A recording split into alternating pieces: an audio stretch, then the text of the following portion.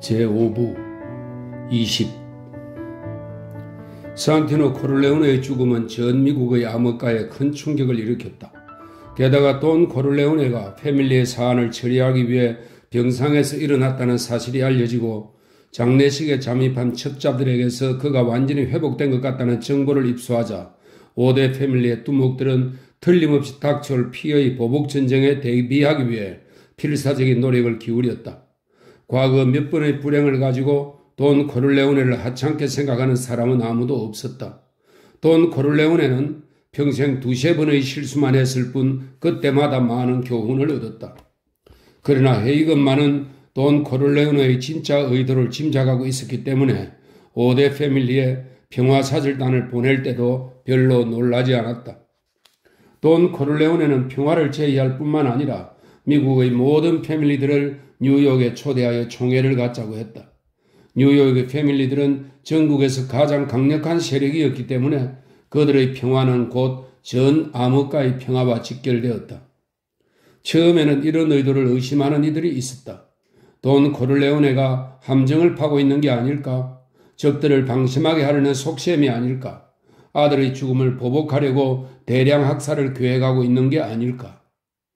그러나 돈 코르레오네는 자신의 의도가 순수하다는 것을 확인시켜 주었다. 그는 이 총회에 전국의 모든 패밀리가 참가하도록 했을 뿐만 아니라 자기 부하들에게 전투 준비를 시키거나 다른 패밀리들과 동맹하려는 움직임을 보이지 않았다. 게다가 자기 의도가 진심이라는 것을 보여주고 대규모 총회가 안전하다는 것을 보장하기 위해 가장 확실한 카드를 내놓았다. 보카치오 패밀리에게 이번 일을 도와달라고 청한 것이다. 보카치오 패밀리는 한때 시칠리아 마피아 중에서도 대단히 흉포하기로 이름이 높았지만 미국에 건너온 뒤 평화의 도구가 된 독특한 존재였다. 한때는 야만적인 해결사로 먹고 살았던 단원들이 이제는 소위 성자 같은 방법을 생계 수단으로 삼게 된 것이다. 보카치오 패밀리는 혈연관계로 이루어진 끈끈한 조직이었다. 그렇지 않아도 가족보다 조직에 대한 헌신을 우선으로 하는 마피아의 세계에서 혈연관계로 맺어진 패밀리에 대한 충성은 더욱 엄격했다. 보카치오 패밀리는 시칠리아 남부 일부 지역의 특정 경제권을 지배할 당시 사돈의 8촌까지 합해 단원이 200여 명에 이르렀다. 패밀리의 수입은 4-5군데의 물방앗관에서 나왔는데 공동소유는 아니지만 패밀리 단원들이 모두 거기에서 일하고 먹고 생계를 유지할 수 있었다. 건친 결혼으로 맺어진 그들은 그렇게 함으로써 적에 대해 공동전선을 펼칠 수 있었다. 시칠리아 섬 보카치오 패밀리의 관할구역 내에서는 누구도 감히 그들과 경쟁하기 위해 물방앗간을 세울 수 없었다. 또 그들의 허락 없이 저수지를 만들어서 물을 판매하는 일도 불가능했다. 한 번은 어떤 세도가의 영주가 개인적으로 물방앗간을 세웠는데 자고 일어나 보니 그 물방앗간이 불타버리고 없었다. 그는 관계당국에 고발했고 그쪽에서는 보카치오 패밀리의 단원 셋을 체포했다. 그런데 재판이 열리기 며칠 전 영주의 저택이 불타버렸고 얼마 안 있어 기소와 고발은 철회되었다. 그 일이 있고 몇 개월 후 이탈리아 정부의 고위 관리 한 명이 시칠리아에 거대한 댐을 건설하여 섬의 만성적인 물 부족 사태를 해결하려고 하였다. 보카치아 일당이기도 한 그 지역 원주민들은 잔인하게 웃으며 로마에서 온 기술자들이 청량하는 모습을 지켜보았다. 이어서 경찰들도 밀려들어 그 지역에 주둔하기 시작했다. 겉으로 봐서는 댐 건설을 막을 방법이 없을 것 같았다. 팔레르모에는 배로 실어온 각종 건설 자재며 장비들이 쌓여갔다. 그러나 공사는 시작도 하지 못하고 거기서 끝나고 말았다. 보카치오 패밀리는 동료 마피아 뚜목들과 접촉해서 지원 약속을 받아냈다. 그리고 얼마 안 있어 일꾼들의 파업으로 중장비는 방치되고 경장비는 도둑맞았다. 때를 같이해서 이탈리아 의회에서 마피아 출신 국회의원이 댐 건설 계획 위반자에게 반격을 가하기 시작했다. 이런 상황이 몇 년째 지속되는 동안 무솔리니가 정권을 잡았다. 독재자 무솔리니는 댐 건설을 속기하라고 지시를 내렸지만 이행되지 않았다. 그는 마피아가 자기 정권의 위협적인 존재이며 장차 자신의 정권과 맞먹는 권위를 갖게 될 것이라는 것을 눈치채고 마피아 소탕령을 내렸다. 그에 따라 마피아 단원으로 의심되는 사람은 체포되어 감옥에 가거나 섬으로 추방되었다. 이렇게 해서 몇 년 사이에 마피아 세력은 급속히 약화되었고 무고한 많은 패밀리들이 해체되었다. 보카치오 패밀리는 그 절대적인 권력에 주먹으로 대항할 만큼 무모했다. 그래서 단원들의 반수가 무장 군인들에 의해 살해되었고 나머지는 유형지로 추방되거나 극소수의 사람들은 비밀 탈주 노선을 통해 캐나다를 거쳐 미국으로 이주했다. 20명 남짓되었던 이민자들은 뉴욕에서 멀지 않은 허드슨강 뉴욕의 작은 소읍에 정착했다. 그곳에서 밑바닥 생활부터 시작하여 나중에는 자기 소유의 쓰레기 수거회사와 트럭을 소유하게 되었다. 그들은 경쟁자가 없었기 때문에 날로 번창했다. 사실 경쟁자가 생기면 트럭을 불태우거나 영업을 방해했기 때문에 경쟁자가 생길래야 생길 수가 없었다. 한 분은 가격을 깎으려던 업자를 그가 모아놓은 쓰레기 더미 속에 매장시켜 질식사하게 만든 일도 있었다. 그러나 단원들이 시칠리아 출신의 여자들과 결혼하여 아이들을 낳게 되자 쓰레기 수거 사업으로 생계비는 벌 수 있어도 미국에서 제공하는 더 나은 문화를 누리기에는 역부족이었다. 때마침 마피아의 직종이 세분화되면서 보카치오 패밀리는 전쟁 중인 마피아 패밀리 간의 평화협상을 중재하거나 인질 노릇을 하게 되었다. 보카치오 패밀리가 전체적으로 우둔하거나 아니면 단지 미숙해서였는지도 모른다. 어떻든 그들은 전투를 벌여 조직을 확장하거나 매춘이나 도박, 마약, 사기 행각과 같이 사업 구조가 더 복잡한 일에 있어서는 자신들의 경쟁력이 떨어진다는 점을 인정했다. 그들은 단순한 사람들이어서 순경에게 뇌물은 주어도 정치적인 로비스트에게 접근하는 방법은 알지 못했다. 그들이 가진 무기는 두 가지밖에 없었다. 명예와 잔인한 성격뿐이었다. 보카치오 사람들은 절대 거짓말을 하거나 배신을 하지 않았다. 그런 사람들의 행동은 단순할 수밖에 없었다. 그런가 하면 보카치오 사람들은 자기가 당한 모욕을 절대 잊지 않았으며 어떠한 희생을 치르든 반드시 보복을 했다. 결국 그들은 그런 자신들의 성격에 꼭 맞는 일을 찾아낸 셈이었다. 전쟁을 하던 패밀리가 평화협상을 원하면 우선 보카치오 패밀리를 접촉했다. 보카치오 측 두목은 사전에 협상 조건을 중재하고 필요한 인지를 마련했다. 예컨대 마이클이 솔로저를 만나러 갔을 때 마이클의 안전을 보장하기 위해 보카치오 단원 한 사람을 코를레오네 패밀리 측에 담보로 보냈다. 그 비용은 솔로저가 지불했다. 만일 마이클이 솔로저에게 살해당했으면 코를레오네 측의 인질로 잡혀있던 보카치오 단원도 죽음을 당했을 것이다. 그렇게 되면 보카치오 측은 자기 단원의 죽음을 이유로 솔로저에게 복수를 하는 것이다. 보카치오 패밀리는 워낙 야만적인 사람들이라서 어떤 식으로든 보복을 했지 그냥 넘어가는 법이 없었다. 그들은 목숨을 걸고 그 일을 하기 때문에 배신을 당하면 그들을 막을 도리가 없었다. 그 때문에 보카치오 패밀리의 인질이라면 확실한 보정수표였다. 그래서 이번에 돈 코를레오네가 보카치오 측을 중재자로 기용하고 평화협상에 나올 패밀리마다 인질을 보낼 때에도 그의 진지성에 대해 한치의 의심도 없었다. 거기에 배신 행위란 있을 수 없었다. 회담은 결혼식처럼 안전하게 치러질 것이다. 평화회담은 인질이 잡힌 어느 조그만 은행의 중력 회의실에서 열렸다. 그곳 은행장은 돈 코를레오네에게 은혜를 입은 사람이었고 돈 코를레오네는 은행장 명의를 빌리기는 했지만 그 은행의 주식을 일부 소유하고 있었다. 은행장은 돈 코를레오네에게 자기가 배신을 할지도 모르니 지분관계를 증명해주는 서류를 만들어 주겠다고 했다. 그때 돈 코를레오네가 보여준 신뢰를 그는 지금도 소중하게 간직하고 있었다. 증명서를 받아든 돈 코를레오네는 아연실색하며 내 전 재산을 걸고 당신을 믿소 라고 은행장에게 말했다. 내 생명과 내 아이들의 안녕을 걸고 당신을 믿소. 당신이 날 속이거나 날 배신할 거라는 생각은 해본 적이 없소. 만일 그런 일이 생기면 내가 믿는 인간에 대한 신뢰나 나의 모든 일이 무너지고 말 것이요. 물론 내게 무슨 일이 일어나면 내 후계자가 거기에 대해 알 수 있도록 내 나름대로 기록을 해두었소.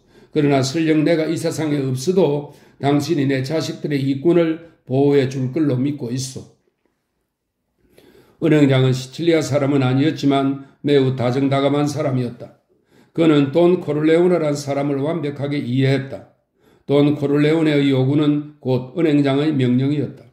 따라서 토요일 오후 비밀이 완전히 보장되고 편안한 가죽의자로 꾸며진 은행 중력 회의실은 패밀리들의 회담 장소로 사용하게 되었다. 회담장 경호는 은행 경비원 복장을 한 특수선발 대원들이 맡았다. 토요일 아침 10시 회담장에 사람들이 하나둘 들어오기 시작했다. 암흑가에서 검은 양이라고 불리는 시카고 패밀리를 제외하고 뉴욕의 5개 패밀리를 비롯해 전국의 10개 패밀리 대표들이 참석했다. 시카고 패밀리를 협상 테이블로 끌어내리는 노력은 끝내 포기했다. 사실 이 중요한 회담에 그 미친 개들을 포함시켜야 할 의미를 찾지 못했다. 회담장에는 술을 마실 수 있는 바와 간단한 뷔페가 마련되어 있었다. 회의에 참석한 각 대표들은 한 명의 수행원만 대동할 수 있게 되어 있었다. 대부분의 보스들이 콘실리에리를 수행하고 왔기 때문에 방에는 비교적 젊은 사람들이 드물었다. 톰 헤이건은 그 젊은이들 중의 한 명이었고 유일하게 시칠리아 사람이 아니었다. 그래서 호기심의 대상이었고 별난 존재였다. 헤이건은 본분을 아는 사람이었다. 그는 말을 하지도 웃지도 않았다. 왕을 수행하는 신하처럼 충성을 다해서 그의 보스를 섬겼다. 보스에게 시원한 음료수를 대령하고 담배에 불을 붙여주고 재떨이를 놓아주고 성심껏 시중은 들되 아침은 하지 않았다. 어두운 벽에 걸린 초상화의 주인공들이 누군지 아는 사람은 그 방에서 헤이건 뿐이었다. 그들은 대부분 석유 산업으로 갑부가 된 전설적인 재계 인물들의 초상화였다. 한 명은 해밀턴 재무성 장관이었다. 헤이건은 해밀턴이 이 평화회담이 은행에서 열리는 것을 인정해 주겠지 하는 생각을 했다. 사실 돈 냄새가 나는 분위기처럼 마음을 차분하게 가라앉혀주고 이성적인 판단력을 갖게 하는 것도 없을 것이다. 참석자들의 도착 시간은 9시 30분에서 10시 사이였다. 돈 코르레오네는 평화회담을 이끌어갈 주인으로서 가장 먼저 도착해 있었다. 그가 가진 많은 미덕 중에 하나가 약속 시간을 엄수하는 것이었다. 그 다음으로 도착한 사람은 카를로 트라몬티로 미국 남부 일대를 활동 기반으로 삼고 있는 사람이었다. 그는 눈에 띄게 잘생긴 중년의 남자로 시칠리아 사람치고는 키가 컸고 구릿빛 피부, 옷차림과 머리 모양이 깔끔하고 멋졌다. 그는 이탈리아인이라기보다는 잡지에 나오는 요트를 즐기는 백만장자처럼 보였다. 트라몬티 패밀리는 도박 사업으로 재산을 모았는데 회의에서 한 번 본 바로는 그가 자신의 제국을 건설하기 위해 얼마나 잔인한 방법을 썼는지 아무도 짐작할 수 없었다. 어린 시절 시칠리아에서 이주해온 트라몬티는 플로리다에 정착해서 쭉 살았다. 그가 이 세계에 처음 발을 들여놓게 된 것은 도박 사업을 주무르는 남부 소업의 미국인 조직에 들어가면서부터였다. 당시에 그 건달들은 부중한 경찰이 뒤를 봐주고 있었기 때문에 설마 풋내기 이민자한테 정복당하리라고는 상상하지도 못했다. 그래서 트라몬티의 잔인함에 대비하지 못했는데 사실 적수가 될 수도 없었다. 왜냐하면 미국 건달들에게는 그 일을 목숨 걸고 지켜야 할 이유가 없었기 때문이다.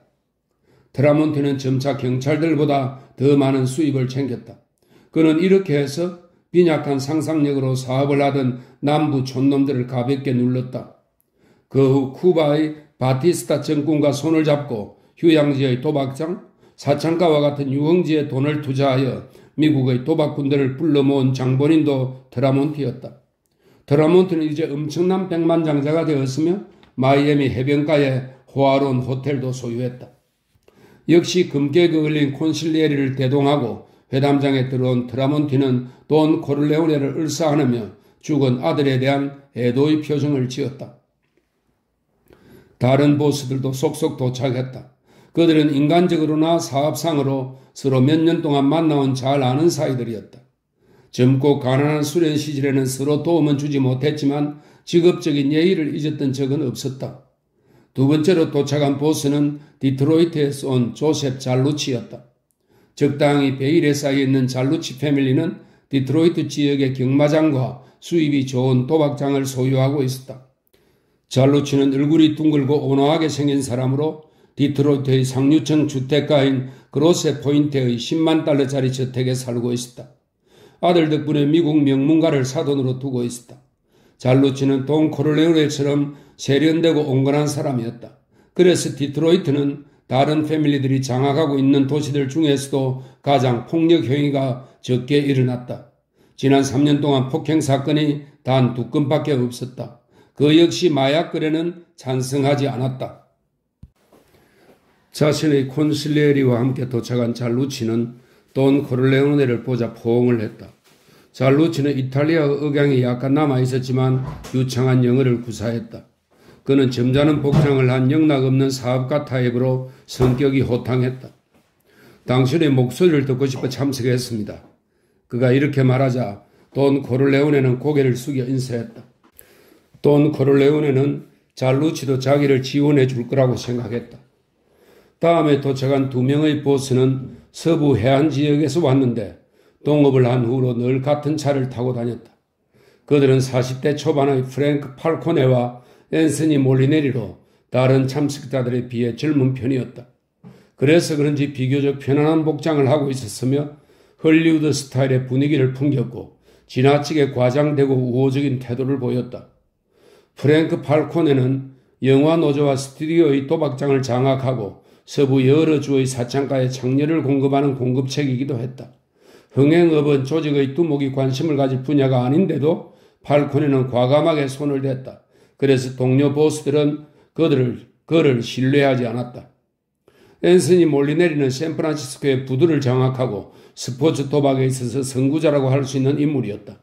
그는 이탈리아 어부의 후손으로 샌프란시스코에서 가장 유명한 해산물 레스토랑을 소유했었는데 가격에 비해 너무 고급 재료를 쓰는 바람에 수지가 맞지 않아 문을 닫았다는 이야기를 자랑처럼 하고 다녔다. 직업적인 도박사답게 무표정한 그는 멕시코 국경이나 동양을 오가는 배를 통해 마약을 밀수하는 일에도 관여하고 있었다. 그들과 동행한 참모는 건장한 체격의 젊은 사내들로 비록 이 회담에는 무기를 소지하지 못하게 되어 있지만 콘실리에리가 아닌 경호원이 분명해 보였다. 이 경호원들이 가라데에 나가다는 건 널리 암흑가에 알려진 사실이지만 다른 보스들은 그 얘기를 듣고 웃을 뿐 조금도 경계심을 갖지 않았다. 그것은 캘리포니아에서 온 보스들이 교황이 하사한 호부를 갖고 있는 것이나 다를 게 없었다. 이 보스들 중에도 몇몇은 신을 믿고 신앙심이 투철했다. 다음에 도착한 사람은 보스턴 패밀리의 대표였다. 이 자는 동료들에게서 존경을 받지 못하는 유일한 대부였다. 치사하게 자기 부하들을 속여서 그들에게서 제대로 대접을 받지 못하기 때문이다. 하지만 누구나 자기 욕심부터 차리게 마련이니 그런 점을 얼마든지 이해할 수 있다. 그보다 더욱 용서할 수 없는 점은 자신의 제국을 질서 있게 다스리지 못한다는 것이었다. 그래서 보스턴 지역에는 살인이 횡행하고 세력 다툼으로 인한 사소한 충돌이 잦았다. 또 행동대원들이 규칙을 우습게 알고 뻔뻔스럽고 제멋대로 행동하는 경우도 많았다. 시카고 마피아가 야만인들이라면 보스턴 작자들은 무례한 얼간이 불안당이었다. 보스턴 보스의 이름은 도메닉 판자였다. 그는 땅딸막한 체격에 한 보스의 표현을 빌리자면 도둑놈 같은 인상을 가졌다. 미국의 도박계에서 가장 강력한 클리블랜드 마피아에서는 마른 체구에 날카롭게 생긴 백발 노인이 대표로 참석했다. 그는 유태인이라는 별명을 갖고 있는데 외모 때문이 아니라 주변의 시칠리아 출신보다 유태인 부하가 많기 때문이었다. 심지어 그가 마음만 먹으면 콘실리에리로 유태인을 지명할지도 모른다는 소문도 돌 정도였다.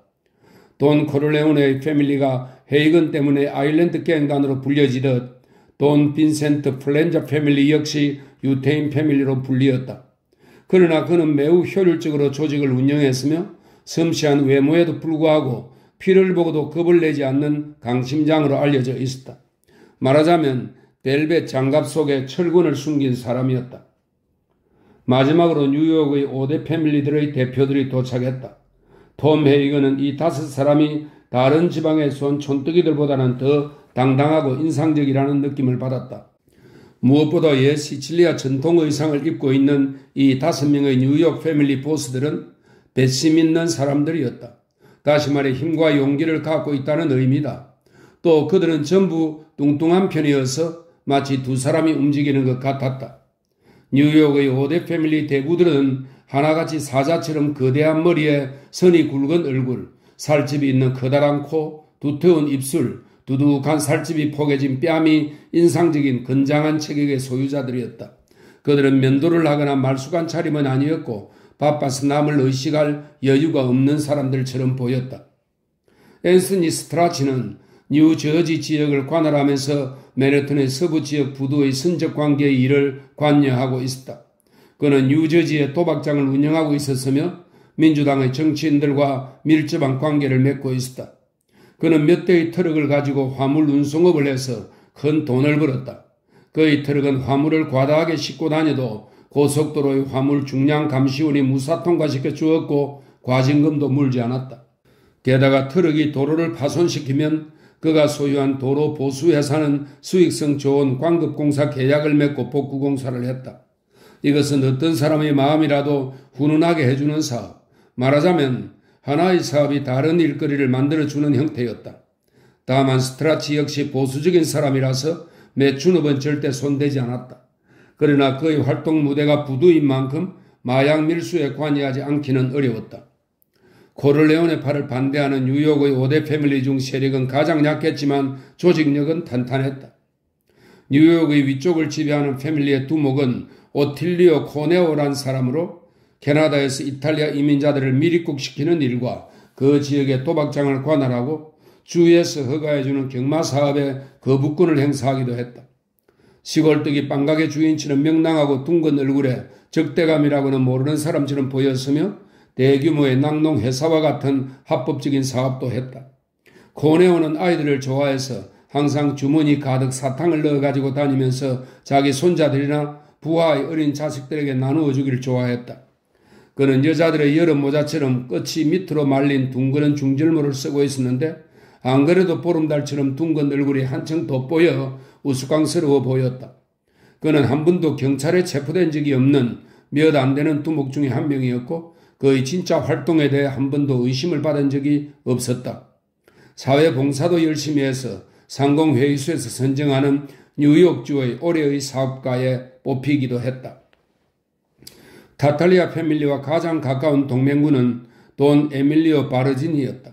그는 브루클린과 퀸즈의 몇 군데 도박장을 소유하고 매춘업에도 약간 관여하며 폭력 조직도 거느리고 있었다.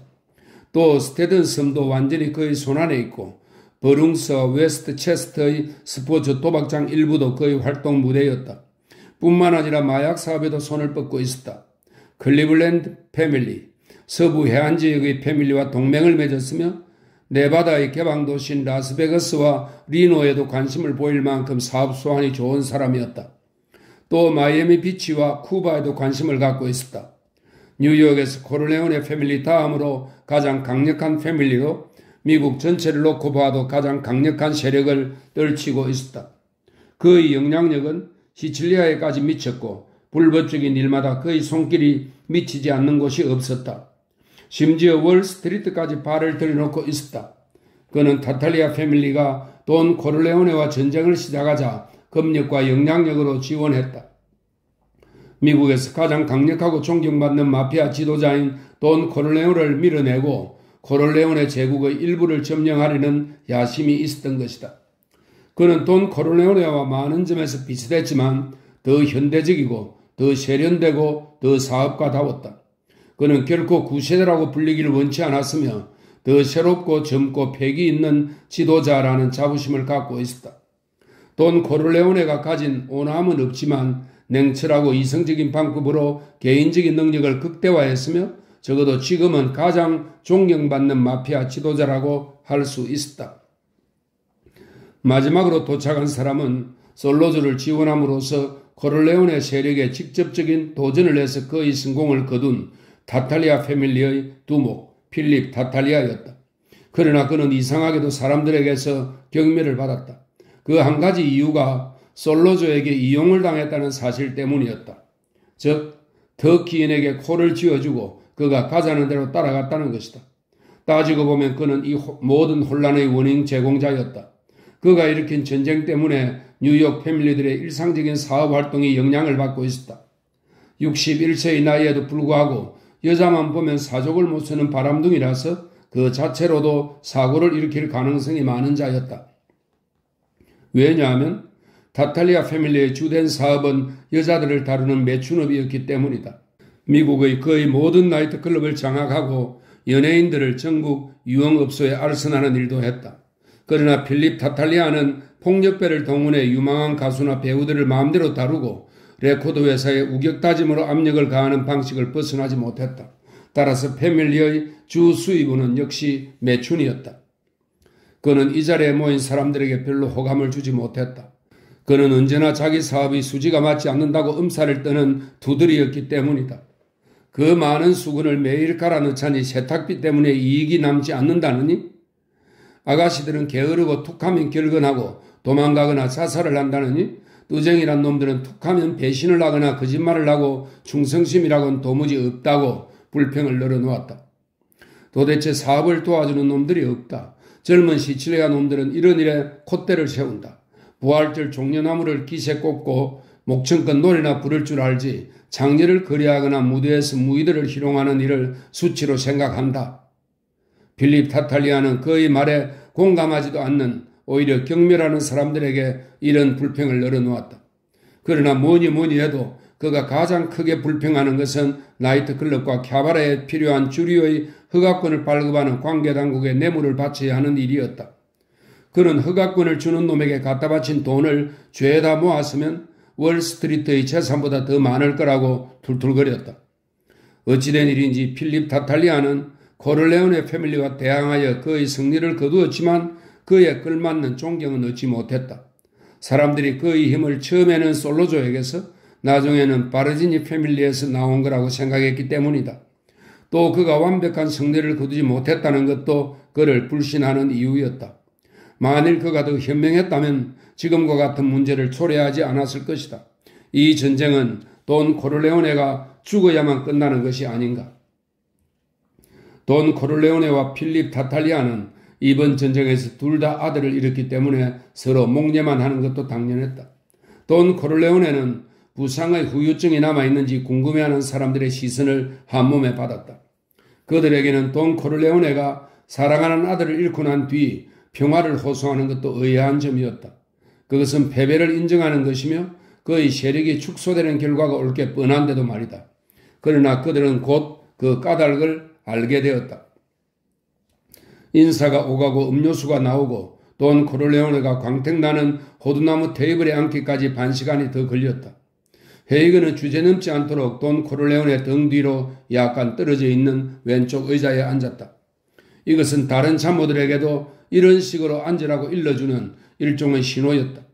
그렇게 앉으면 바로 뒤에서 필요할 경우 보스에게 조언을 할 수 있을 것이다. 돈 코를레오네가 가장 먼저 입을 열었다. 그는 마치 아무 일도 일어나지 않았던 것처럼 담담하게 말했다.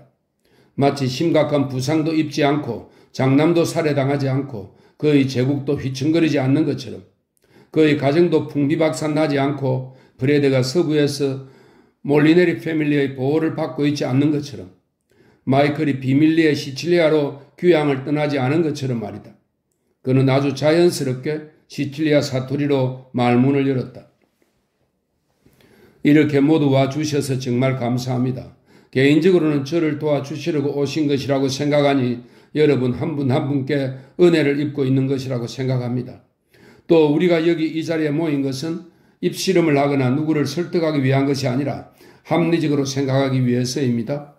우리 모두 친구라는 사실을 떠나 합리적인 사람으로 가능한 모든 일을 해봅시다. 저를 아는 분은 제가 결코 가볍게 말하지 않는다는 것을 잘 아실 겁니다. 이 자리에 계신 분은 모두 존경할 만한 분들입니다. 우리가 법률가들처럼 따로 서약을 할 필요는 없겠죠. 돈 코를레오네는 이렇게 말하고 나서 잠깐 멈추었다. 어떤 사람은 담배를 피우고 어떤 사람은 음료수를 마셨다. 그들 모두 참을성 있게 경청해주고 있었다. 그들에게는 또 다른 공통점이 있었다.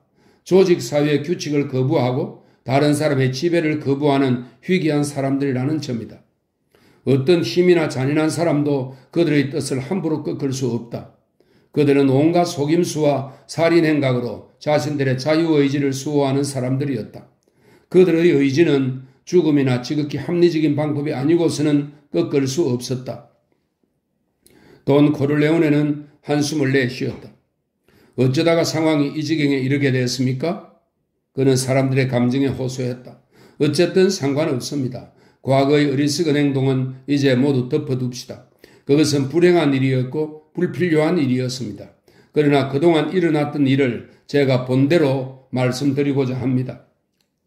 그는 말을 멈추고 자신의 이야기를 하는 데 대해 반대하는 사람이 없는지 살펴보았다. 다행히도 제 건강이 회복되어 이번 문제를 바로잡는 데 도움이 될 것 같습니다.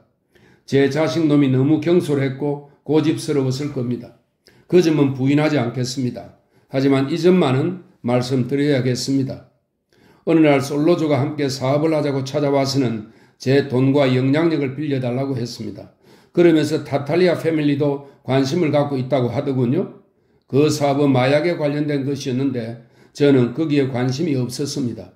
조용한 걸 좋아하는 제 성격과 맞지 않게 그 일은 활동적인 일입니다. 그래서 솔로조와 타탈리아 패밀리에게 최대한 예의를 갖추어서 그 점을 설명했습니다. 저는 정중히 거절의 의사를 밝혔습니다. 또 그의 사업은 저와 아무런 이해관계가 없기 때문에 솔로조가 그 방법으로 돈을 번다고 해도 전혀 반대할 의사가 없었습니다. 그런데 솔로조는 내 말을 잘못 받아들였고 우리 패밀리에 불행을 안겨주었습니다. 하지만 그것이 인생이니 어쩌겠습니까? 여기 계신 모든 분들도 그의 불행에 대해 잘 알고 있을 겁니다. 그게 제가 말하는 요점은 아닙니다. 돈 코르레오네는 잠시 말을 멈추고 손짓으로 헤이건에게 찬 음료를 청했다. 헤이건은 얼른 대령했다. 돈 코르레오네는 입을 죽였다. 전 평화를 원합니다. 타탈리아 측도 아들을 잃었고 저도 아들을 잃었습니다. 우리는 그만 중단해야 합니다. 사람들이 이런저런 이유로 원한을 계속 품고 산다면 세상이 어떻게 돌아가겠습니까? 시칠리아가 순환을 겪은 것도 그 때문이 아닙니까? 복수하느라 바쁘면 가족들의 생계를 걱정할 겨를이 없습니다. 이 얼마나 어리석은 일입니까? 그래서 제가 지금 말씀드리고 싶은 것은 다시 예전으로 돌아가자는 말입니다. 저 역시 제 자식을 배신하고 죽인 사람이 누구인지 조사하지 않을 겁니다. 평화가 오더라도 그렇게 하지 않을 겁니다. 저희 막내 아들 놈은 집에도 돌아오지 못하고 있습니다. 그놈이 당국으로부터 어떤 방해도 받지 않고 무사히 집으로 돌아올 수 있다는 보장을 받아야 합니다. 일단 그 문제만 해결되면 우리의 관심사에 대해 대화할 수 있고 지금 우리 모두에게 이익이 되는 일을 할 수 있으리라고 생각합니다. 돈 코르레오네는 인상적이고 간절한 표정과 손짓으로 말했다. 이상이 제가 바라는 것입니다. 연설은 아주 훌륭했다. 그것은 합리적이고 유연한 생각과 부드러운 말투를 지닌 돈 코르레오네의 예전 모습이었다. 그 자리에 있던 모든 사람들에게 그가 건재함을 보여주는 것이며 나아가 그가 코르레오네 패밀리에 닥친 모든 불행을 결코 좌시하지 않을 것임을 의미하는 것이었다. 그가 요구하는 휴전이 이루어지기 전에는 다른 사업장의 논의는 없을 것임을 못 박아 두리는 것이다. 그가 요구하는 것은 원래의 상태로 돌아가자는 것이며 그가 지금 비록 최악의 상황에 놓여 있지만 더 이상 이르지 않겠다는 말로 받아들였다. 그러나 돈 코르레오네의 말에 대답한 것은 타탈리아가 아니라 에밀리오 바르지니였다. 그는 간결하고도 직접적으로 요점을 말했다. 그것은 모두 사실입니다. 하지만 몇 가지 더 추가되어야 할 것 같습니다. 코르레오네 씨는 너무 겸손하게 말씀하셨습니다만 솔로조와 타탈리아 패밀리는 돈 코르레오네 씨의 도움이 없으면 새로운 사업을 시작할 수 없습니다. 사실 돈 코르레오네의 거절은 그들에겐 모욕이었습니다. 물론 거절한 분의 잘못은 아니지요. 하지만 사실 돈 코르레오네에게 은혜를 입은 판사나 정치가들은 마약 문제가 터질 경우 돈 코르레오네가 아닌 다른 사람의 청탁은 받아들이지 않을 거란 말입니다. 솔로조는 자기 부하들이 관대한 처벌을 받을 거라는 확실한 보장이 없이는 사업을 할 수 없었습니다. 우리 모두 그 점을 알아야 합니다. 그렇지 않으면 우리 모두 불쌍한 처지가 될 겁니다. 게다가 마약 사범은 형량을 계속해서 높여왔기 때문에 만약 우리 부하가 마약 사건에 연루되었을 경우에는 판사나 지방검사가 형량을 대폭 낮춰줘야 합니다. 그렇지 않으면 제 아무리 시칠리아 사람이라도 20년형을 받고 오메르타를 지킬 사람은 없을 겁니다. 모두 불어버릴 거란 말입니다. 그런 일이 일어나서는 안 됩니다. 돈 코르레오네만이 그런 조직을 움직일 수 있습니다. 그런 그가 자신의 역할을 거절했다는 것은 우정에서 나온 행위가 아닙니다. 우리에게 딸린 식구들의 입에서 빵을 빼앗아 버리는 격이죠. 세월이 흘러서 이제는 혼자서 살아남을 수 없는 시대입니다. 만일 코를레오네가 뉴욕의 판사들을 수중에 넣고 있다면 우리들에게 나누어 주어서 우리도 이용할 수 있게 해줘야 합니다. 물론 그에 대한 대가는 지불해야겠죠. 우린 공산주의자가 아니니까요. 돈 코를레오네는 우리도 샘물에서 물을 길어 먹을 수 있도록 해줘야 합니다. 아주 간단한 이치죠. 바르지니가 일장 연설을 마쳤을 때 좌중은 아무 말도 없었다. 이제 진로는 정해졌고 다시는 과거로 돌아갈 수 없을 것이다. 무엇보다 중요한 점은 바르지니가 만일 평화가 지켜지지 않을 경우 자신도 타탈리아 편에 서서 코를레오네와 싸울 거라는 말을 공언한 점이었다. 그는 따끔하게 일침을 놓은 것이다. 그들의 목숨과 재산은 서로가 상부상조하는 데 달려있고 친구의 부탁을 거절하는 것은 곧 공격행위라는 뜻이었다. 평화제의를 쉽게 받아들이지도 않겠지만 쉽게 거절하지도 않을 거라는 의미였다. 돈 코를레오네는 답변을 했다. 친애하는 동지 여러분, 저는 모욕적으로 거절한 게 아니었습니다. 여러분도 저라는 사람에 대해 잘 아실 겁니다. 제가 언제 타협을 거절한 적이 있습니까? 그건 제 성격과도 맞지 않습니다. 하지만 그때는 거절해야 했습니다. 왠지 아십니까? 이 마약 사업이 우리의 장래를 망칠 거라고 생각했기 때문입니다. 이 나라에선 마약 거래에 대해 부정적인 생각이 큽니다. 그것은 교회나 정치가들이 금하고 있지만 대부분의 사람들이 원하는 술이나 도박, 매춘 사업과는 다른 거란 말입니다. 마약은 그것과 관련된 모든 사람들을 위험에 빠뜨릴 수 있습니다. 다른 사업까지 희생시킬 수 있다는 말이죠. 제가 판사나 정치가들에게 큰 영향력을 끼친다고 믿어주시니 저로서는 기분 좋습니다. 아니, 그게 사실이기를 바랍니다. 하지만 제가 어느 정도 영향을 끼칠 수 있다고 해도 만약에 제가 마약 사업에 개입된다면 더 이상 저를 존중하지 않게 될 겁니다. 그들은 이런 사업에 관여하기를 두려워하고 부정적인 생각을 갖고 있습니다. 도박이나 다른 사업상 우리를 도와주던 경찰도 마약 문제에 개입되는 것만은 거절할 것입니다. 따라서 제게 이런 문제에 대해 도와달라고 요청하는 것은 저 자신을 포기하라는 것과 같습니다. 하지만 여러분이 그 밖의 문제에 대해 도움이 필요하시다면 기꺼이 돕겠습니다. 돈 코를레오네가 말을 마치자 장내는 소근거리는 말소리가 들리면서 한층 분위기가 부드러워졌다. 그는 중요한 점을 양보했다. 마약의 조직적인 거래에 대해서는 보호해 주겠다는 제안을 한 것이다. 그것은 솔로즈가 했던 제안에 사실상 동의한다는 말이었다. 만일 그 제안이 여기 전국에서 모든 사람들의 지지를 받는다면 말이다. 그러나 돈 코를레오네 본인은 절대 경영에는 관여하지 않고 돈도 투자하지 않을 거라는 의미이기도 했다. 다만 자신의 영향력을 이용해서 법적인 보호만 해주겠다는 의미였다. 그러나 그 정도라도 굉장한 양보였다. 로스앤젤레스에 온 프랭크 팔코네는 이렇게 대답했다. 저희 부하들이 그 사업에 말려드는 것을 막을 방법이 없습니다. 그랬다가 녀석들이 문제를 일으키면 정말 골치가 아픕니다. 그걸 막으려면 더 많은 돈을 주는 수밖에 없습니다. 그러니 우리가 손을 대지 않으면 더 위험합니다. 차라리 우리가 그 사업을 직접 하게 되면 더 조직적으로 더 안전하게 할 테니 문제가 덜 생길 겁니다. 그 사업을 직접 하는 것이 그리 나쁘지만은 않습니다. 물론 통제하고 보호해야 하고 조직적으로 해야 하겠죠. 무정부주의자들처럼 녀석들이 멋대로 하게 내버려 두면 모두가 망하게 됩니다. 그 누구보다 코를레오네가의 우호적인 디트로이트의 대부는 합리성이라는 견지에서 돈 코를레오네와 반대의 의견을 내놓았다. 저는 마약이란 걸 믿지 않습니다. 제가 지난 몇 년간 우리 애들에게 그런 일에 말려들지 말라고 보수를 좀 더 주었습니다. 하지만 그건 별 도움이 되지 않더군요. 누군가가 그 애들에게 접근해서 내게 가루가 있는데 너가 3, 4천 달러만 투자하면 5만 달러를 벌게 해주겠다라고 유혹해 보십시오. 그런 돈벌이를 누가 마다하겠습니까? 게다가 그런 부업의 정신이 팔리면 내가 돈 주고 시키는 일은 하찮게 보이겠죠. 마약은 돈을 많이 벌 수 있는 사업이고 그 규모도 점점 더 커지고 있습니다. 그걸 막을 방법이 없습니다. 차라리 우리가 그 사업을 맡아서 존경받을 만한 방향으로 이끌어 가야 합니다. 이를테면 학교 근처에서는 거래하지 않는다든지 아이들에게는 팔지 않는 겁니다. 그건 파렴치한 일입니다.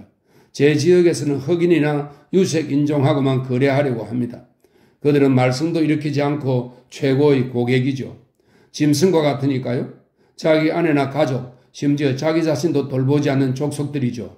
마약 때문에 영혼을 팔아도 눈 깜짝하지 않을 사람들이에요. 다만 그들이 원하는 대로 팔다가는 다른 사람들한테도 해코지할지 모르니 무언가 조치를 취해야겠죠. 디트로이트 대부의 말을 들은 사람들은 웅성거리며 찬성한다는 표시를 했다. 그는 자신의 머리를 손가락으로 톡톡 쳤다. 부하들에게 아무리 몇 푼 더 주어도 마약 거래에서 손을 떼게 할 수 없다는 의미의 말이었다. 그가 어린애들에 대해 언급한 것은 잘 알려져 있는 그의 감성적인 성격에서 비롯된 호소였다. 도대체 아이들에게 마약을 파는 사람이 어디 있겠는가? 아이들이 어디에서 돈을 얻겠는가? 그러나 유색 인종에 대해 언급한 것은 전혀 뜻밖이었다. 흑인들은 전혀 힘도 없고 고려 대상도 아니었다. 그들은 사회적으로 압박을 당하면서도 저항하지 않았기 때문에 하찮은 존재로 인식되고 있었다. 디트로이트의 대부가 흑인들을 그런 식으로 말한 것은 그의 논리가 엉뚱한 방향으로 비약되었음을 말해주는 것이었다. 모든 대표들이 한마디씩 했다. 그들 모두 마약 거래는 말썽의 소지가 있기 때문에 개탄하면서도 그것을 통제할 방법이 없다는 데 동의했다. 무엇보다 돈이 많이 생기기 때문에 어떻게든 손을 대리는 사람들이 계속해서 생길 것이기 때문이다. 그들은 마침내 하나의 결론에 도달했다. 마약 거래는 허가하되 동부 지역에 한해서 돈 코를레오네가 반드시 법적으로 보호를 해주기로 합의했다. 바르니와 타탈리아 패밀리는 최대한 대규모로 사업을 벌일 것이 뻔했다. 그 일에 대한 해결이 나자 회의는 좀 더 광범위한 이해관계가 있는 주제로 옮겨졌다. 거기에는 해결해야 할 복잡한 문제들이 산적해 있었다. 라스베이거스와 마이애미는 어떤 패밀리든지 자유롭게 사업할 수 있는 개방도시로 하자는데 동의했다. 대표들은 모두 이 도시가 미래의 도시라는데 공감했다. 또 이들 도시에서는 폭력을 허용하지 말고 온갖 잡범들이 활개치지 못하게 하자는 데도 합의했다. 중요하고 꼭 필요한 사업이지만 시민들의 원성을 살 수 있는 일에 한해서는 서로가 모여서 의논을 하자고 했다. 하급 부하들이나 행동대원들이 감정적으로 복수극을 벌이거나 흉측한 범죄를 저지르는 것도 철저하게 금지시키고자 했다. 또한 다른 패밀리가 도움을 요청할 때 예컨대 재판에서 배심원에게 뇌물을 주는 것과 같은 특정한 작업을 할 경우에 실무자나 기술적인 지원을 요청하면 서로 돕자고 합의했다. 간부급 차원에서 비공식적으로 이루어진 이런 논의는 뷔페 식당에서 점심 식사를 하고 음료수를 마시느라 잠시 멈췄던 것만 빼고는 오랜 시간 지속되었다. 마침내 돈 바르지니가 회의를 종결하기 위한 발언을 했다. 이것으로 회의를 마치기로 합시다. 우리는 드디어 평화를 찾았습니다. 저는 돈 코를레오네에게 경의를 표하고자 합니다. 우리가 알고 있는 돈 코를레오네는 지난 세월 동안 자신의 약속을 지켜왔습니다. 만일 무슨 문제가 생기면 다시 만납시다. 다시는 어리석은 짓을 할 필요가 없습니다. 저로서는 새로운 길이 열린 셈입니다. 이 모든 문제가 해결되어 기쁘기 거지없습니다. 오직 필립 타탈리아만이 약간 걱정이 남아있었다. 산티노 코를레오네를 죽인 사실 때문에 다시 전쟁이 일어나면 자신이 공격 대상 1호였던 것이다. 그는 처음으로 길게 말했다. 저도 여기서 논의한 일에 모두 동의합니다. 저희 불행한 일도 기꺼이 있겠습니다. 하지만 코를레오네 씨로부터 더 확실한 보장을 받고 싶습니다. 그가 혹시 개인적인 원한 때문에 공격하게 되지 않을까요?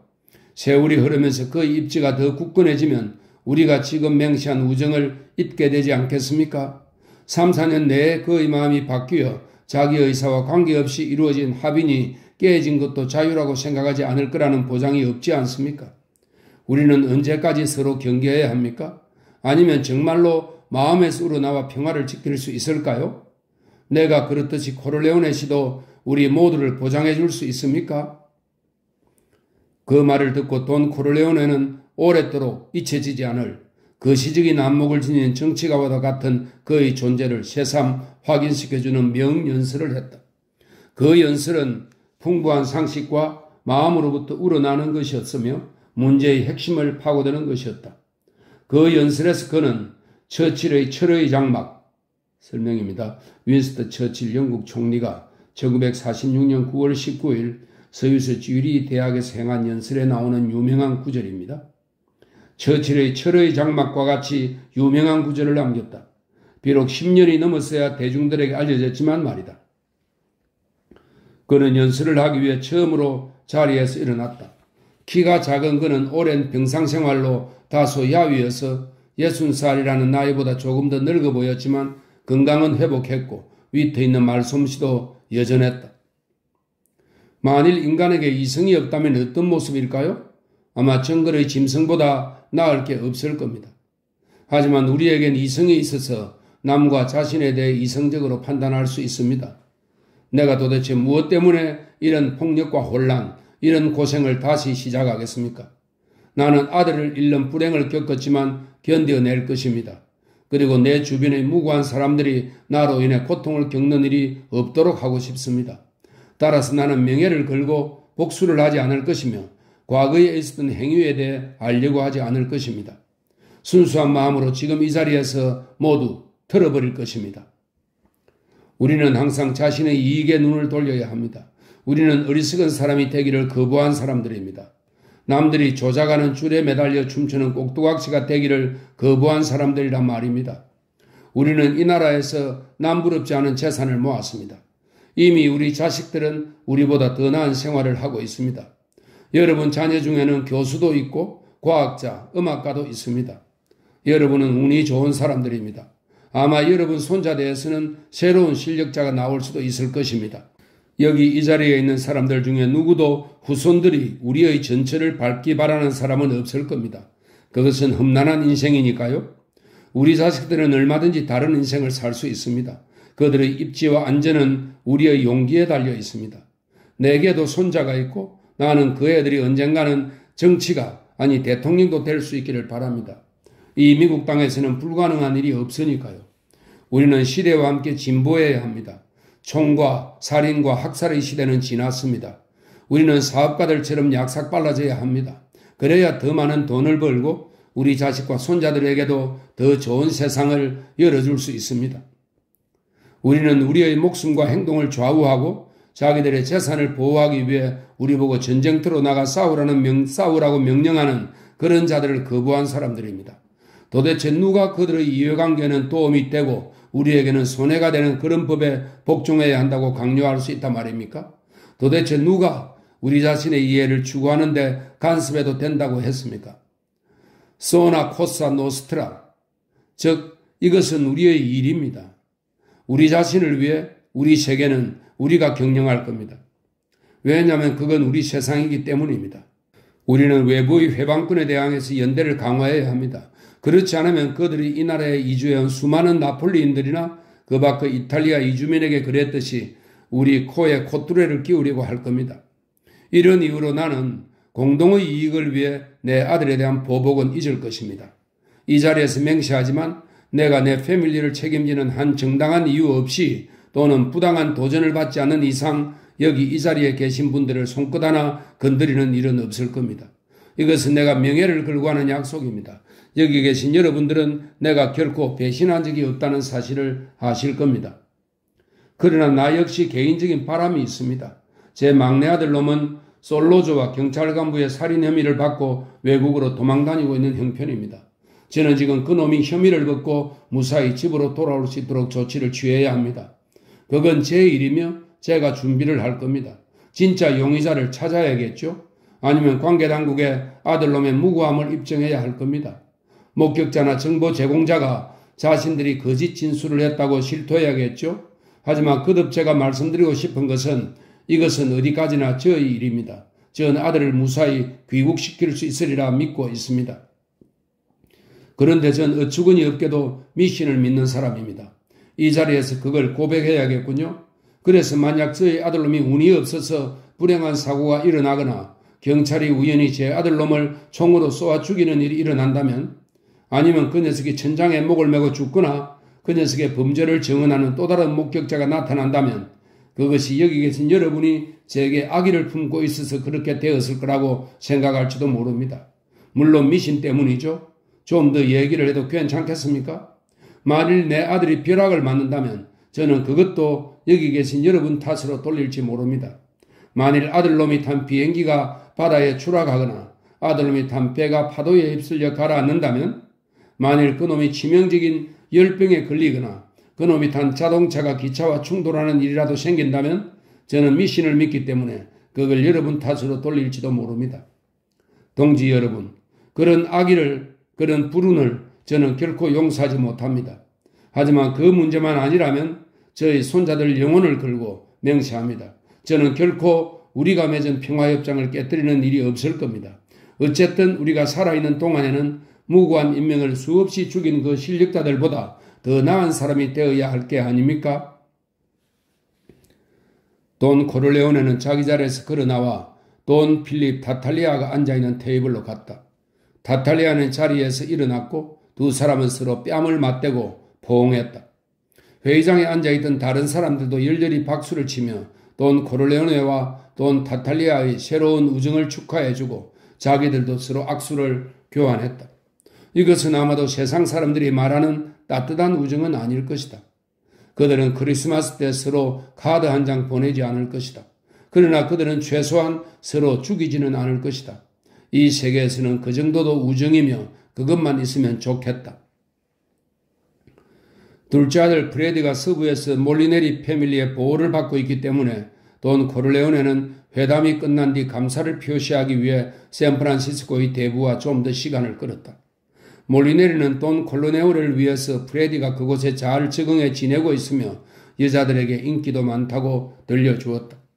그는 호텔 경영에 천재적인 소질이 있는 것 같다고 했다. 돈 코르레오네는 자기 자식에게 생각지도 않았던 재주가 있다는 말을 들을 때 여느 아버지가 그렇듯이 약간 어리둥절해서 고개를 끄덕였다. 그런 것을 전화위복이라고나 할까? 두 사람은 그런 것 같다며 맞장구를 쳤다. 돈 코르레오네는 샌프란시스코의 대부에게 프레디를 보호해 주어서 큰 은혜를 입었다며 감사의 말을 전했다. 그리고 앞으로 세력 판도에 어떤 변화가 생기건 중요한 경마장에서 그의 부하들이 활동할 수 있도록 힘을 써 주겠다고 했다. 사실 그 경마장은 시카고 일당이 그곳에서 한몫 잡고 있다는 사실이 알려지면서 여러 패밀리가 눈독을 들이고 있었다. 그 야만인들의 영역에까지 영향력을 끼치고 있는 돈 코르레오네는 그들에게 귀중한 선물을 한 셈이었다. 돈 코르레오네와 톰 헤이건 그리고 경호원 겸 운전수 노릇을 했던 로코 램포네가 롱비치의 저택에 도착한 것은 저녁이 다 되었어였다. 집으로 돌아가면서 돈 코르레오네는 헤이건에게 말했다. 오늘 운전수 노릇을 한 램포네라는 친구를 주시해 보게. 생각보다 괜찮은 녀석 같네. 헤이건은 그 말을 듣고 의아했다. 램포네는 하루 종일 말 한마디 하지 않았고 심지어는 뒷좌석에 앉아있는 그들과 눈이 마주친 적도 없었다.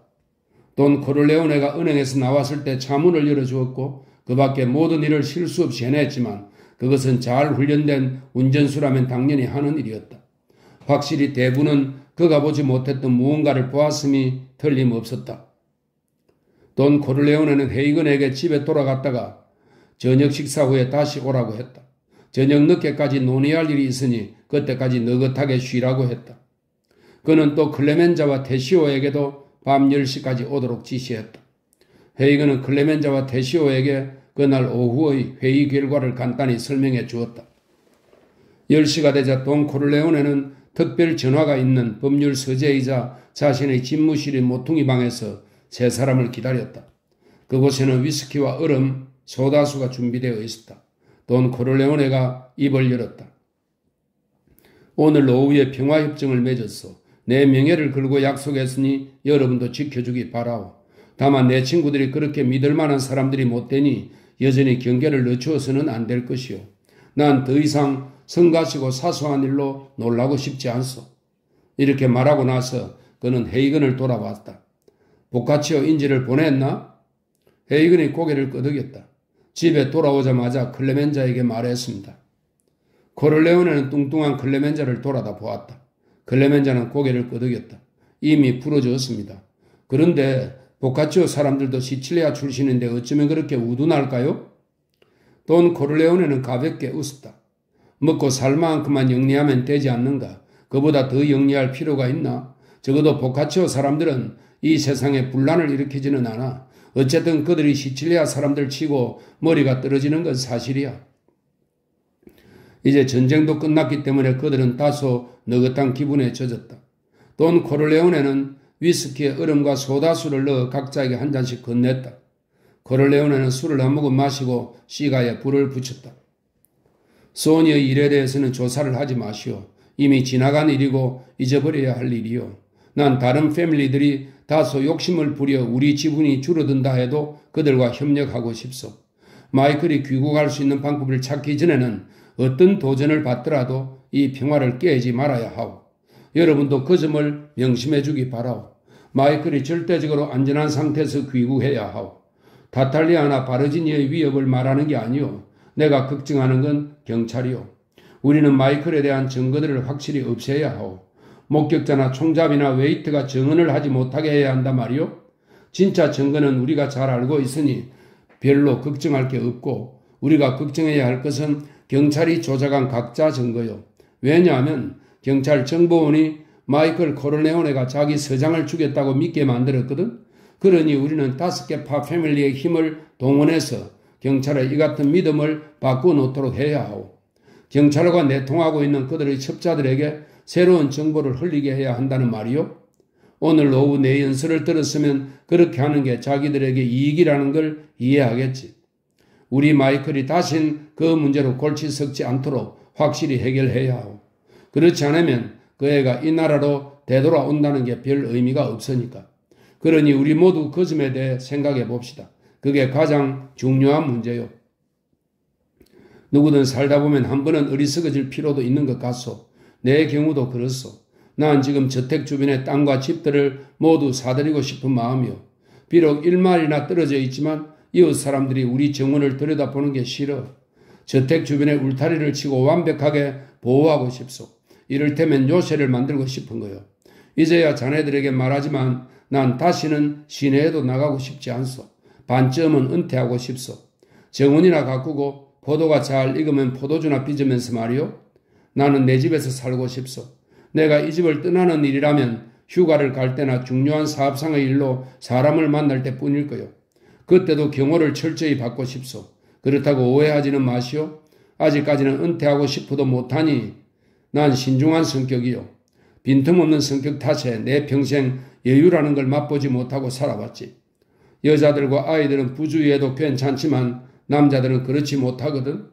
그렇다고 우리 친구들이 염려되어 필사적으로 조심할 필요는 없이 이 문제를 느긋하게 처리해 주기 바라오. 자연스러운 방법으로도 얼마든지 해결할 수 있을 거요. 이제 여러분 세 사람에게 더 많은 일을 맡기려고 하오. 산티노의 부대는 해체시키고 그 부하들은 여러분 부대에 배치시키시오. 그렇게 하면 우리 친구들이 안심할 것이며 내가 평화를 원한다는 걸 알릴 수 있을 것이오. 톰, 자네는 라스베가스에 사람을 보내 거기 일이 어떻게 돌아가고 있는지 내게 보고하도록 하게. 프레디가 거기에서 어떻게 지내고 있는지도. 나는 오늘 자식에 대해 아무것도 모르는 애비라는 평을 들었네. 그 애는 요즘 요리사가 되어 젊은 계집애들과 노닥거리고 있는 모양이야. 그럴 나이는 지났는데 말이야. 녀석은 어렸을 때 너무 진지해서 패밀리 사업을 맡을 만한 제목이 아니었지. 이제 그곳에서 진짜 무엇을 할 수 있을지 알아봐야 할 것 같아. 헤이건이 조용히 말했다. 사위 카를로를 보낼까요? 카를로는 네바다가 고향이니 그쪽 지리도 밝을 테니까요. 돈 코르레오네는 고개를 저었다. 아니, 마누라가 손자들마저 곁에 없으면 너무 쓸쓸할 거야. 코니네 부부를 이곳으로 이사오게 하게. 카를로에게도 책임지고 할 만한 일자리를 주고. 내가 그동안 그 녀석한테 너무 무심했던 것 같아. 돈 코르레오네는 이 대목에서 얼굴을 찡그렸다. 그는 계속해서 말했다. 이제 내겐 자식놈들이 부족해. 카를로에게 또박장 대신 서류 일이나 말로 일하는 조합 관련 업무를 시키게. 녀석이 언변은 좋으니. 코르레오네는 다소 경멸하는 투로 말했다. 헤이건은 고개를 끄덕였다. 알았습니다. 클레멘자와 제가 상의해서 라스베가스에 보낼 책임자를 찾아보겠습니다. 그건 그렇고 브레드에게 집으로 전화하라고 할까요? 돈 코르레오네는 고개를 저으며 냉담하게 말했다. 무엇하러? 마누라는 아직 우리 먹을 식사 정도는 만들 수 있네. 그 놈은 거기 있으라고 해. 세 남자는 허리를 곧게 펴고 얼른 자세를 고쳐 앉았다. 그들은 돈 코르레오네가 생각보다 프레디를 마음에 들어하지 않는구나 하고 생각했다. 그러나 구체적으로 그 이유는 알지 못했다. 돈 코르레오네는 한숨을 내 쉬었다. 올해는 텃밭에 후추와 토마토나 가꾸어서 실컷 먹었으면 좋겠어. 내 당신들에게도 선물하지. 내가 바라는 건 그저 노년을 평화롭고 조용히 사는 거야. 그게 전부요. 자, 한 잔 더 들게나. 그 말은 해산하라는 뜻이었다. 세 남자는 자리에서 일어났다. 헤이그는 클레멘자, 테시오와 함께 차가 있는 곳까지 동행하면서 대부가 지시한 일들을 처리하기 위해 회의를 열어 구체적인 방법을 의논하기로 했다. 그런 다음 헤이그는 돈 코르레오네가 기다리고 있는 저택으로 돌아왔다. 돈 코르레오네는 재킷을 벗고 넥타이를 소파 위에 걸쳐 놓았다. 그의 근엄한 얼굴은 긴장이 누그러졌지만 피로한 기색이 역력했다. 그는 헤이건에게 의자에 앉으라고 손질했다. 여보게, 콘실리에리, 오늘 내 행동 중에 어떤 점이 못마땅했나? 헤이건은 조금 뜸을 들이다 대답했다.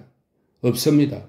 다만 평소의 대부님답지 않게 일관성이 없었다고 생각합니다.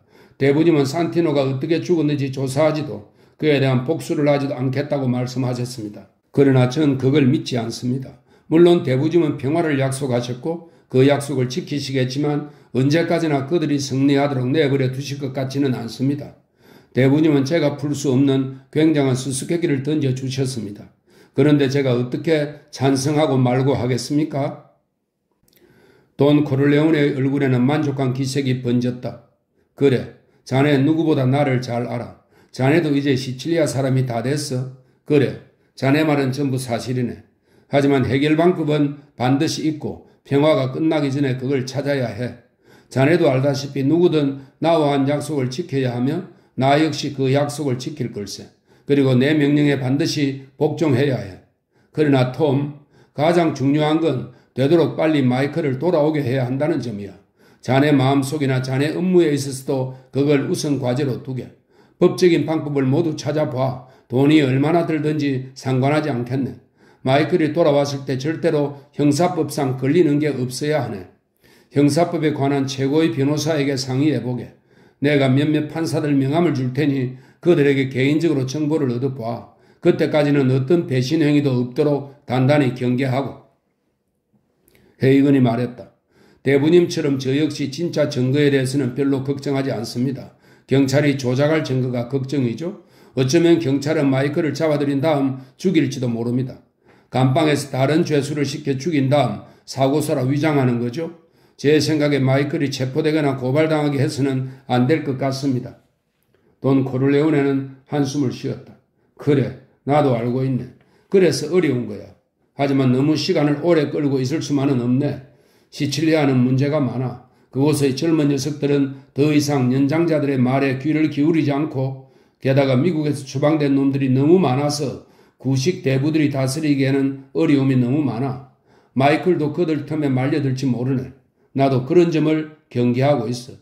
마이클이 아직은 잘 은신하고 있지만 그곳에서 영원히 숨어 있을 수는 없어. 시칠리아에 바르지니아의 친구들이 있는데 그들이 마이클의 냄새를 맡기 시작했어. 그 점이 자네가 생각하는 수수께끼의 답 하나가 될 걸세. 나는 아들놈의 안전을 위해 평화를 제의해야만 했네. 그렇지 않고는 방법이 없었지. 돈 코르레오네가 어떻게 그런 정보를 입수했는지 헤이건은 묻지 않았다. 별로 놀랍지도 않았지만 그것으로 수수께끼의 일부를 풀게 된 것은 사실이었다. 타탈리아 측을 만나서 세부사항을 논의할 때 마약 중개상은 모두 전과가 없는 사람이어야 한다고 조건을 붙일까요? 전과가 있는 사람이면 판사가 가벼운 형량을 선고하기 어렵지 않을까 하는데요. 돈 코르레오네는 어깨를 으쓱했다. 그쪽에서 그런 것쯤은 알아서 하겠지. 굳이 언급하지 말게. 고집하지도 말고. 우리 나름대로 최선을 다하겠지만 만일 저들이 진짜 마약 중독자를 이용하다가 경찰에 걸려든다면 우리로선 손가락 하나 까딱하지 않을 걸세. 그럴 경우에는 도와줄 수 없다고 말해야지. 하지만 바르지니는 그 정도는 말해주지 않아도 알 사람이야. 지금까지 그런 문제를 일으키지 않았다는 것만 보아도 알 수 있어. 사람들은 지금도 그가 마약에 관계하고 있다는 걸 전혀 모르고 있어. 손해보는 일은 절대 하지 않을 사람이야. 헤이그는 깜짝 놀랐다. 솔로조와 타탈리아 배후에 항상 바르지니가 있었다는 말씀입니까? 돈 코르레오네는 한숨을 내쉬었다. 타탈리아는 뚜쟁이야. 그는 산티노와 싸워 이길 만한 힘이 없어. 내가 그 사건의 경위를 조사할 필요가 없다고 한 것도 그 때문이야. 바르지니가 그 일의 배후라는 걸 확인한 걸로 족하네. 헤이그는 생각에 잠겼다. 돈 코르레오네가 던져준 단서에는 대단히 중요한 의미가 담겨 있었다. 헤이그는 그게 무엇인지 짐작은 갔지만 물어볼 수 없었다. 그는 인사를 하고 돌아섰다. 그때 돈 코르레오네가 마지막으로 이렇게 말했다.